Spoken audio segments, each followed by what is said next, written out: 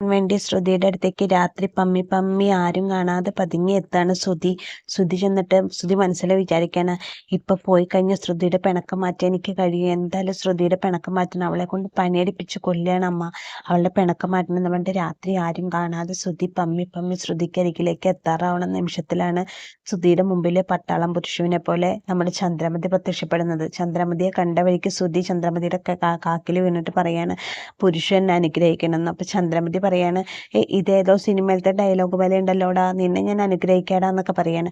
കൂട്ടുകാരെ, ഇന്നത്തെ ചെമ്പനിരപ്പൂവിന്റെ എപ്പിസോഡിലേക്ക് എല്ലാവർക്കും സ്വാഗതം. ഇപ്പോൾ കാറ്റ് നേരെ തിരിഞ്ഞു വീശിയേക്കാണ്. രേവതിക്കും സച്ചിക്കും അനുകൂലമായിട്ടാണ് കാറ്റ് വീശിയേക്കണത്. എന്താന്ന് വെച്ചാൽ ശ്രുതിയുടെ കള്ളത്തരങ്ങളെല്ലാം കണ്ടുപിടിച്ച് ചന്ദ്രമതി അവളെ വീട്ടുവേലക്കാരിയെ പോലെ ആക്കുകയും രേവതിയെ മഹാറാണിയെ പോലെ വാഴിക്കുകയാണ് ഇപ്പൊ അവിടെ ചെയ്തുകൊണ്ടിരിക്കുന്നത്. രേവതിക്കും സച്ചിക്കും വേണ്ടിയിട്ട് ശ്രുതിയുടെ മുറി ഒഴിഞ്ഞു കൊടുക്കാനുള്ള പ്ലാനിങ്ങിലാണ് ചന്ദ്രമതി. ശ്രുതിയോടും പറയുന്നുണ്ട്, പായ എടുത്ത് റെഡി ആയിട്ട് നിൽക്കുക എന്നൊക്കെ പറയുമ്പോൾ ശ്രുതിയും വിചാരിക്കും അത് രേവതിക്ക് സച്ചിക്കും കൊടുക്കാൻ വേണ്ടിയിട്ടാണെന്ന്.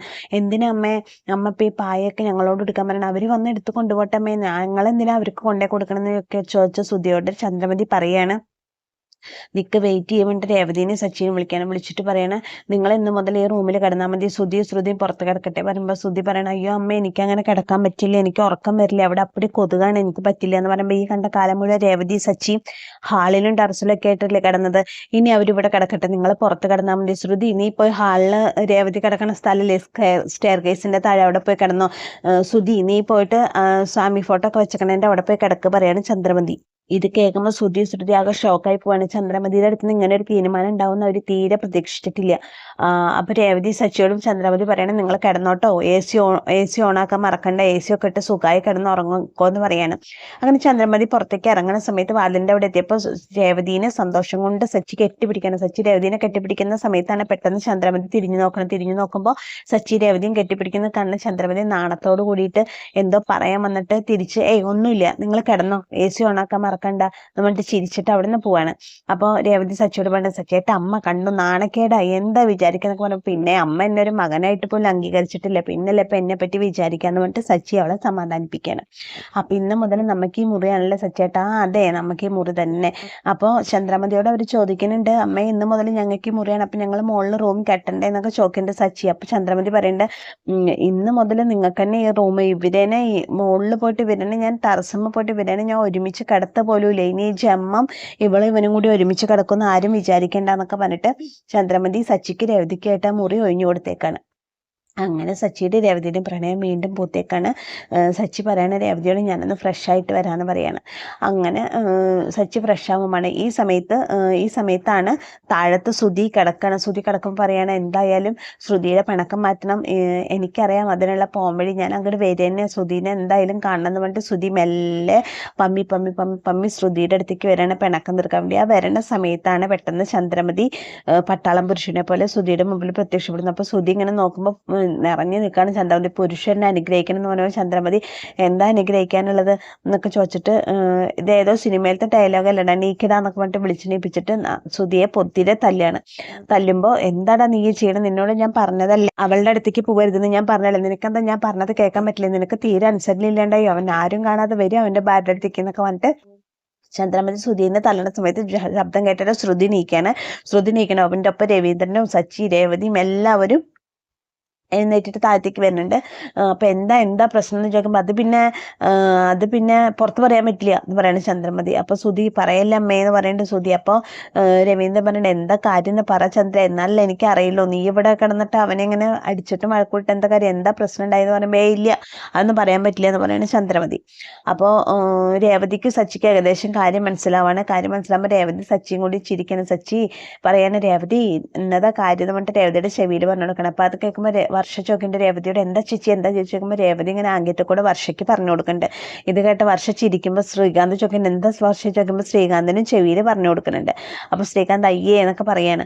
അങ്ങനെ അവരെല്ലാവരും കൂടി ശ്രുതിയും കൂടി കളിയാക്കാണ്. അങ്ങനെ ചന്ദ്രമതി ശ്രുതിനെ ദേഷ്യം വന്നിട്ട് പോടാ അവിടുന്ന് എന്നൊക്കെ പറഞ്ഞിട്ട് ശ്രുതിനെ ആട്ടി പറഞ്ഞേക്കാണ്. പക്ഷെ ആട്ടി പറഞ്ഞേക്കുമ്പോൾ ശ്രുതി നേരെ പോണത് എവിടേക്കാന്നറിയോ? വീടിന്റെ പുറത്തേക്കാണ്. എന്നിട്ട് ചന്ദ്രമതി ഇങ്ങോട്ട് തിരിഞ്ഞിട്ട് പറയണേ, വാതിലൊക്കെ തുറന്നിട്ടിട്ടാ കിടക്കണേ, ബുദ്ധിയും ബോധം ഇല്ലാത്തൊറ്റാന്നൊക്കെ പറഞ്ഞിട്ട് മെയിൻ ഡോറ് വന്നിട്ട് അടച്ചു കുറ്റിയിട്ടിട്ട് അകത്തേക്ക് പോവാണ്.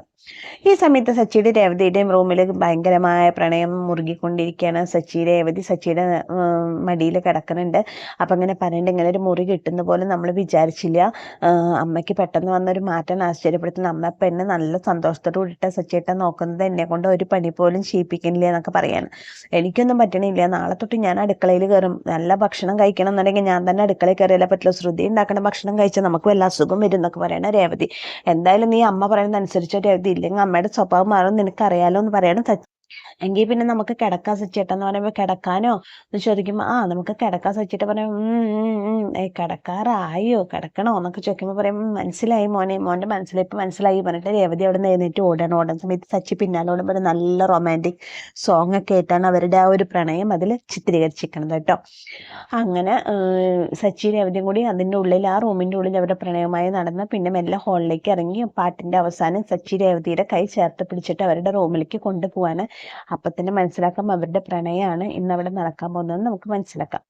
അത് കഴിഞ്ഞ് സുധി പുറത്തായി. സുധി എന്താ പറയുക, അകത്തേക്ക് കയറാൻ നോക്കുമ്പോൾ വാതിൽ കുറ്റിയിട്ടിരിക്കണം. ഇങ്ങനെ തള്ളി നോക്കുമ്പോൾ വാതിൽ തുറക്കണില്ല. സുധി വിചാരിക്കണ രേവതി ഇപ്പം കെട്ടിലമ്മയായിട്ട് ചമഞ്ഞ് നടക്കാം, എൻ്റെ ഭാര്യ എല്ലാ പണി ചെയ്യും, അങ്ങനെ ഇപ്പം സൂഹിക്കേണ്ട, അവൾക്കുള്ള പണി ഞാൻ കൊടുത്തോളാം, അവളെ ഞാൻ ശരിയാക്കി തരാം, നാളെ അവളുടെ നടുവിൻ്റെ പണി കഴിയുമെന്ന് പറഞ്ഞിട്ട് സുധി ഇപ്പം കാണിച്ചു കൊടുക്കാൻ പറ്റും. സുധി ഇങ്ങനെ നടന്നിട്ട് ചപ്പ് മുഴുവൻ മുറ്റത്ത് വലിച്ചിടുകയാണ്. ചപ്പ് മുഴുവൻ മുറ്റം നിറയെ ഇട്ടിട്ട് നാളെ അവളത്തെ കടിച്ചടിച്ച് അവളെ നടു ഒടിയട്ടെ, രേവതിക്ക് ഇങ്ങനെ ഒരു പണി കൊടുക്കാൻ എനിക്ക് പറ്റിപ്പെട്ട് രേവതി മുറ്റം നിറയെ സുധി മുറ്റം നിറയെ ചപ്പ് നിറയ്ക്കാണ്. അത് കഴിഞ്ഞിട്ട് അകത്തേക്ക് കയറാൻ നോക്കണം. ശ്രുതി മനസ്സിലാക്കണം, വാതിൽ പൊട്ടിയിട്ടൊക്കെ മനസ്സിലാക്കണം അകത്തുനിന്ന്. അയ്യോ വാതിൽ കുറ്റിയിട്ടല്ലോ, ശ്രുതിനെ വിളിച്ചു, വേണ്ട, ശ്രുതി എഴുന്നേറ്റ വീണ്ടും അമ്മ പ്രശ്നമാക്കും, അമ്മയെ വിളിച്ചാലോ വേണ്ട, അപ്പം എന്തിനാ പുറത്തേക്ക് പോയച്ച് വീണ്ടും അടിയാവും, വേണ്ട സാരല്ലേ പുറത്ത് കിടക്കാം, പക്ഷെ കൊതു കടിക്കണ്ടല്ലോ ദൈവമേ, എങ്ങനെ കൊതു കടിച്ചിട്ട് ഞാൻ പുറത്ത് കിടക്കാന്ന് വിചാരിച്ച് ഇങ്ങനെ നോക്കണം. സുധിയുടെ കണ്ണുകൾ ഒരു മാക്സിയിൽ തട്ടാണ്. മാക്സി കിടക്കണുണ്ടല്ലോ, നൈറ്റ് ഇതിട്ടിട്ട് കിടക്കാം, കൊതു കടിക്കില്ലല്ലോ എന്ന് പറയാണ്. അങ്ങനെ സുധിയ നൈറ്റ് എടുത്തിട്ട് നോക്കുമ്പോൾ കറക്റ്റ് പാകം സിബും കൂടി ഇടാം എന്നൊക്കെ പറഞ്ഞിട്ട് സുധിയ നൈറ്റ് എടുത്തിട്ടാണ്. നൈറ്റ് എടുത്തിട്ടിട്ട് ഇനി എങ്ങനെ എന്നെ കൊതു കടിക്കുന്നത് എനിക്ക് കാണണം എന്നൊക്കെ പറഞ്ഞിട്ട് സുധി അവിടെ ഇങ്ങനെ വന്ന് കിടക്കണം. അവിടെ വന്ന് കിടന്നു. അത് കഴിഞ്ഞിട്ട് പിറ്റേ ദിവസം നേരം പുലർന്നപ്പോൾ ചന്ദ്രമതി എഴുന്നേറ്റ് താഴത്തേക്ക് വന്നു. ശ്രുതി നല്ല ഉറക്കാണ്. അപ്പൊ ചന്ദ്രമതി ശ്രുതിനെ വിളിച്ചു, ശ്രുതി എഴുന്നേക്ക് പറയുമ്പോൾ എന്താ എൻ്റെ ചൊക്കെ പറയാം, എഴുന്നേറ്റ് ഇപ്പൊ കുളിച്ചിട്ട് വാ, കോലം വരയ്ക്കണ്ടെന്ന് ചോദിക്കണം. കോലം വരയ്ക്കാനോ, എനിക്ക് കോലം വരയ്ക്കാനൊന്നും അറിയില്ല ആൻറ്റി, അതൊക്കെ രേവതി ചെയ്യുന്ന ജോലിയല്ലേ ചോദിക്കണം. അപ്പൊ പറയണം ഇന്ന് മുതൽ രേവതി അല്ല നീയാണ് അത് ചെയ്യേണ്ടത്, നിനക്ക് അറിയണ പോലെ വരച്ചാൽ മതി പറയണം. ആൻറ്റി അതിന് എനിക്ക് അറിയില്ലല്ലോ എന്ന് പറയുമ്പോൾ അതൊന്നും സാരില്ല, നീ വേഗം എഴുന്നേറ്റ് കുളിച്ചിട്ട് വാ എന്ന് പറയണം. അപ്പം ശ്രുതി പറയണ ആൻറ്റി കുളിക്കണം എന്നുണ്ടോ, നല്ല തണുപ്പല്ലേ, ഞാൻ കുറച്ച് കഴിഞ്ഞിട്ട് കുളിച്ചാൽ മതി ചോദിക്കുമ്പോൾ നീ എൻ്റെ കയ്യിൽ നിന്ന് മേടിക്കും, പോയി കുളിച്ചിട്ട് പാടി എന്ന് പറയാണ്. അങ്ങനെ ശ്രുതിനെ പിടിച്ചിട്ട് നീപ്പിച്ച് കുളിപ്പിക്കാൻ വിടുകയാണ് രേവതി. ഈ സമയത്ത് രേവതി അല്ല ചന്ദ്രമതി. ഈ സമയത്ത് രേവതി കോലം വരയ്ക്കാനുള്ള പാത്രവും പൊടിയൊക്കെ എടുത്തിട്ട്, പാത്രത്തിൽ പൊടിയൊക്കെ എടുത്തിട്ട് കോലം വരയ്ക്കാൻ റെഡി ആയിട്ട് വരുമ്പോൾ ചന്ദ്രമതി ചോദിക്കും, രേവതി വിളിക്കുക. അപ്പം എന്താ അമ്മയെ ചോദിക്കുമ്പോഴൊക്കെ നിന്നോട് ആരെത്ര നേരത്തെ എഴുന്നേൽക്കാൻ പറഞ്ഞ്, നീ എന്തിനാ എത്ര നേരത്തെ എഴുന്നേറ്റ് ചോദിക്കുകയാണ് വളരെ സ്നേഹത്തോടു കൂടി. അപ്പോൾ രേവതി പറയും, അമ്മ ഇന്ന് എന്നും ഞാൻ ഈ സമയത്ത് തന്നെ എഴുന്നേൽക്കാറ് ഓക്കെ, പക്ഷെ ഇപ്പം നിനക്ക് ജോലിയൊന്നുമില്ല, പിന്നെ എന്തിനാ നീ ഇത്ര നേരത്തെ എഴുന്നേറ്റ്, നിനക്ക് കുറച്ച് നേരം കൂടി കിടക്കാനെന്ന് ചോദിക്കുകയാണ്. അല്ല അമ്മ കോലം വരയ്ക്കണ്ടേ, കോലൊന്നും ഇന്ന് മുതൽ നീ വരയ്ക്കണ്ട, നീ റെസ്റ്റ് എടുത്തോ, നീ നാളെ തൊട്ട് ഇത്ര നേരത്തെ എഴുന്നേക്കും വേണ്ട, നീ കുറച്ച് ലേറ്റ് ആയിട്ട് എഴുന്നേറ്റാൽ മതി പറയണ ചന്ദ്രമതി. അപ്പൊ ആര് കോലം വരയ്ക്കും, കോലം വരയ്ക്കേണ്ട ആളൊക്കെ ഇപ്പൊ വരും എന്ന് പറയുമ്പോൾ ശ്രുതി കുളി കഴിഞ്ഞിട്ട് വരികയാണ്. നീ ആ പാത്രം കൊടുക്കുക, അവളുടെ കയ്യിൽ കൊടുക്കുക, അവള് വരയ്ക്കും കോലം. ശ്രുതിക്ക് വരയ്ക്കാൻ അറിയില്ലല്ലോ അമ്മ പറയുമ്പോൾ അവൾ അറിയണ പോലെ വരയ്ക്കട്ടെ എന്ന് പറഞ്ഞിട്ട് അങ്ങനെ ആ പാത്രം എടുത്തിട്ട് ശ്രുതിയുടെ കയ്യിൽ കൊടുക്കുകയാണ്. അത് കഴിഞ്ഞിട്ട് ശ്രുതി മുറ്റത്ത് കോലം വരയ്ക്കാൻ തുടങ്ങുകയാണ് കേട്ടോ. ശ്രുതി മുറ്റത്ത് കോലം വരയ്ക്കാൻ തുടങ്ങുന്ന സമയത്ത് രേവതി ആണെങ്കിൽ ഇതൊക്കെ കണ്ടിട്ട് ആകെ അന്തം വിട്ടിട്ടാണ് നിൽക്കണത് കേട്ടോ. ശ്രുതിനെ കൊണ്ട് മുറ്റത്തേക്ക് ഇറങ്ങിയ ചന്ദ്രമതി പെട്ടെന്ന് മുറ്റത്ത് കണ്ട ചപ്പും ചമലും എല്ലാം കണ്ടിട്ട് ആകെ ഞെട്ടി നിൽക്കണം. ഇത് ആരാ ഇപ്പൊ ഇത്രയും ചപ്പും ചമലൊക്കെ ഇവിടെ കൊടുന്നിട്ടെന്ന് വിചാരിച്ചിട്ട് ഇങ്ങനെ ആകെ പകച്ചു നിൽക്കണം. കാരണം മുറ്റം മുഴുവൻ ശ്രുതി കൊടുന്നിട്ട് ചപ്പാണ് കിടക്കണത്. അപ്പൊ അത് കണ്ടിട്ട് ഇങ്ങനെ പകച്ചിക്കണ സമയത്ത് പെട്ടെന്ന് ഇവര് 3 പേരും കാണുന്നുണ്ട് മാക്സി ഇട്ടിട്ട് ഒരാൾ കിടന്ന് ഉറങ്ങണത്. ആണാണോ പെണ്ണാണോ എന്ന് അറിയില്ല. കാരണം ശ്രുതി മാക്സിയുടെ മാത്രമല്ല മാക്സിയുടെ തലയിൽ കൂടെ ഒരു കെട്ടും കൂടി കെട്ടിയിട്ടാണല്ലോ പുറച്ചെടുക്കണം. അപ്പൊ പെട്ടെന്ന് നോക്കുമ്പോൾ മാക്സി ഇട്ടിട്ട് തലവഴി പുറച്ചെടുക്കുന്ന ഒരു ആൾരൂപമാണ് കാണുന്നത്. അപ്പൊ ചന്ദ്രമതി അയ്യോ ആരാന്നിങ്ങനെ വിചാരിക്കുന്നത്. അപ്പൊ പെൺവേഷം കെട്ടി വന്ന കള്ളനാവും എന്നാണ് ചന്ദ്രമതി വിചാരിക്കുന്നത്. അങ്ങനെ അവരെ സുധീനെ കണ്ടിട്ട് പകച്ചു നിൽക്കുന്ന സമയത്താണ് ഇന്നത്തെ എപ്പിസോഡിന്റെ ക്ലൈമാക്സ് വരുന്നത്. അപ്പോൾ എന്നത്തെയും പോലെ ഞാൻ പറയണം, എൻ്റെ കഥ കേട്ട് ഇഷ്ടപ്പെട്ട കൂട്ടുകാരൻ്റെ ചാനലൊന്ന് ലൈക്ക് ചെയ്യണം, ഷെയർ ചെയ്യണം, സബ്സ്ക്രൈബ് ചെയ്യണം. ഇതുവരെ നിങ്ങളെല്ലാവരും തന്ന സപ്പോർട്ടിനൊക്കെ ഒരുപാട് നന്ദിയുണ്ട്. ഇനിയും നിങ്ങളുടെ സപ്പോർട്ട് പ്രതീക്ഷിക്കുന്നുണ്ട്. അപ്പൊ എല്ലാവർക്കും താങ്ക്